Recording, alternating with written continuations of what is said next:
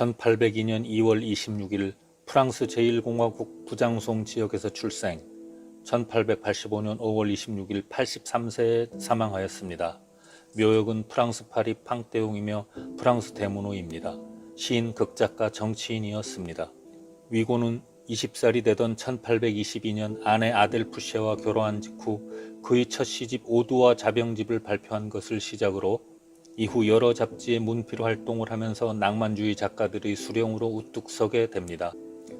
소설 파리의 노트르담, 소설가로서 위고의 명성을 확고히 해주었습니다.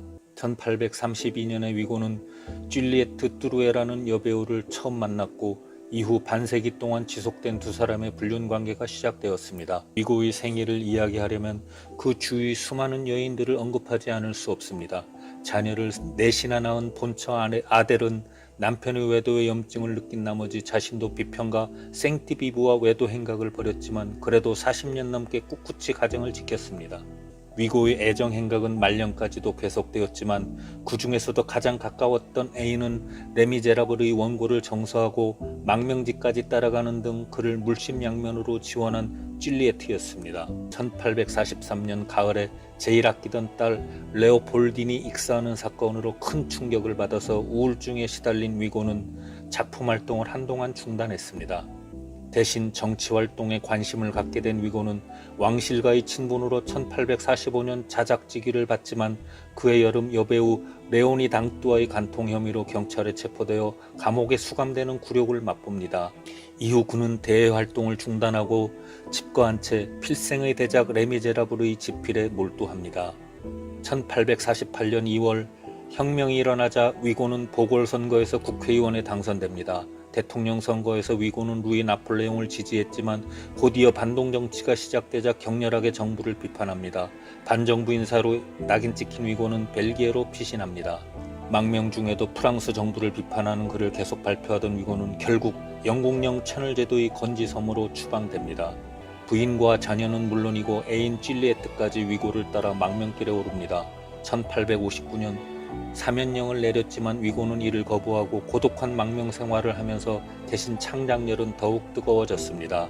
위고의 시집 가운데 최고 걸작으로 손꼽히는 징벌, 소설 레미제라블 등의 대표작이 연이어 발표됩니다. 보불전쟁으로 루이 나폴레옹이 몰락하자 위고는 9월 5일 밤기차를 타고 파리에 도착해서 대대적인 환영을 받습니다. 그러나 복마전 같은 현실에 실망한 나머지 금세 의원직을 포기합니다.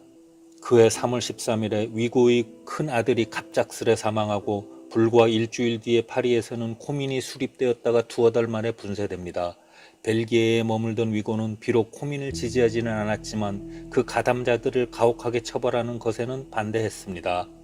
그로 인해 위고는 졸지에 코민 동도자로 오해받아 벨기에에서 추방당했고 파리에 돌아와서도 냉대를 받을 수밖에 없었습니다.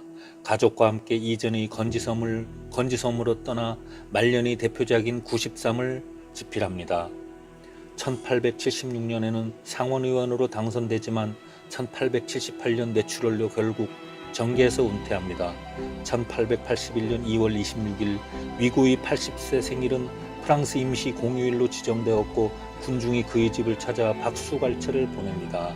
1885년 5월 18일 위고는 폐렴으로 자리에 누웠고 22일에 파리에서 사망합니다. 그의 마지막 말은 검은 빛이 보인다였습니다.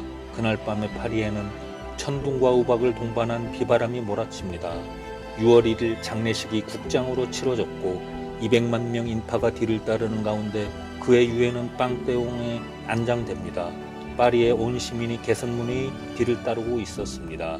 위고는 쾌활하고 호통한 성격이었고 색정광으로도 이름이 자자했습니다. 나이 80살에도 메이드들이나 여러 여성과 잠자리에 들었다고 합니다. 돈도 많이 벌었고 호탕한 성격에 춤이나 여러모로 여자 유혹의 달인이었다고 합니다.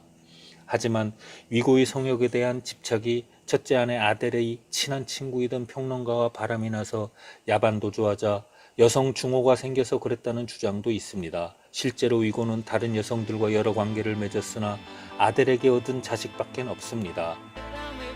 갓 태어난 막내딸 아델의 이름은 아내를 그리워한 위고가 그녀의 이름에서 따온 것이라고 말합니다. 이후 위고는 1833년 줄리에트 뚜루에가 죽을 때까지 관계를 유지합니다. 당시 엄청나게 오래 83세까지 살다 보니 막내딸을 빼곤 모든 자식과 아내 아델, 연인 뚜루에트마저 먼저 서생을 떠나는 슬픔을 겪습니다. 뚜루에트는 죽기 전에 편지로 사랑하는 사람이여 당신을 곁에서 돌보고 싶어도 이젠 몸이 말을 안 듣는군요. 먼저 가서 먼저 간 아이들과 천국에서 기다리고 있겠습니다. 라는 글을 남겨서 위고를 더욱 슬프게 했습니다. 색정광이란 비난도 있던 위고지만 자식들을 너무나도 아꼈기에 하나둘 먼저 떠나는 것에 대한 슬픈 마음을 감출 수 없었습니다. 실어증에 걸린 막내딸과 35년 동안 단 한마디도 딸에게 어떤 말도 들을 수 없음을 슬퍼하며 눈을 감았다고 합니다. 영화 조커의 모티브 중 하나인 꽹플랭에 등장하는 웃는 남자도 이 사람의 작품입니다. 여자는 약하다. 그러나 어머니는 강하다라는 명언이 당사자입니다. 감사합니다.